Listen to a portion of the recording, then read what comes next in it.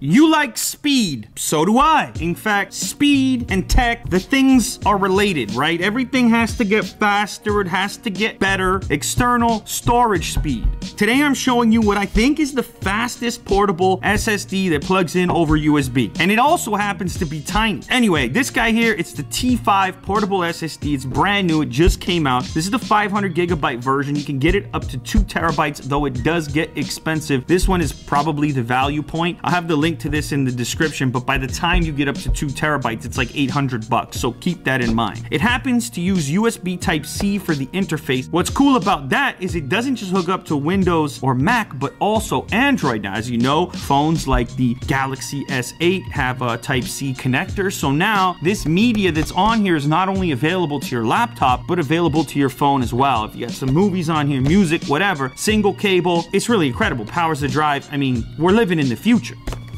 Okay, cool. Up to 540 megabytes per second transfer speed using USB 3.1 Gen 2. Also, a shock-resistant structure. Let's check this little guy out.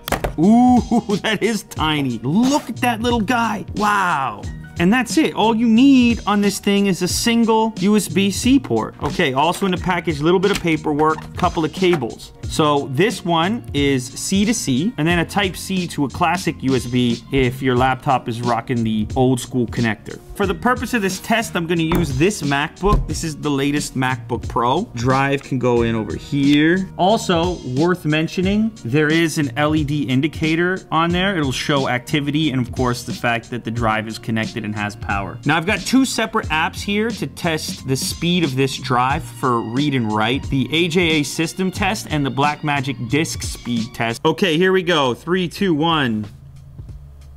Okay, close. Getting 478 over here on the write speed. Now let's check out the read speed. Ah, okay, 510. Well, I'd say we're in the wheelhouse. I mean, we're around 500 megabytes per second on both, and that's for a 5 gigabyte file. If you take a look at the specs here in the disk speed test, you can see the various resolutions. Of course, you can imagine the type of data that we're talking about necessary to edit those resolutions. So we can go all the way down here to like 2160p or 4K, and you can see that this drive has enough speed to write and read 422HQ ProRes in 4K at 30 frames. And if we travel along this little grid, it can even do Cinema DNG RAW. You could edit 4K RAW footage on this little drive. Okay, so next let's do the AJA system test to see if it matches with the Blackmagic test.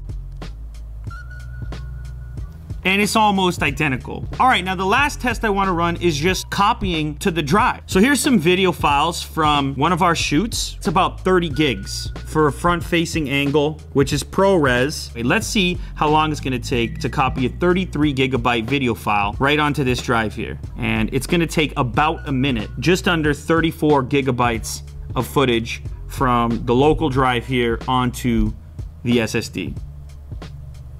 There you go, bingo, transferred over. How convenient is that? All right, so here's the thing. Do you need the T5? Is it for you? Well, I think you probably already know that. If you're moving around large amounts of data, you can see a huge advantage in having a drive like this. You can save a ton of time. It's also so compact. There's of course no moving parts because it is an SSD. Personally, I think this is gonna be popular mostly for multimedia individuals like myself. I can see this thing being useful around the office. I can't think of a faster way to move large amounts of data around without some sort of network setup or something like that. With this here, I could just quickly pass some footage over to someone, and as you saw earlier, I can put a 30 gigabyte clip on here in under a minute, so an entire project could get on there in about 10 minutes, and then boom, pass it to someone else, and they can start editing on this thing right away. That's why you pay the price. If you land on that page and you're wondering why, that's the reason why.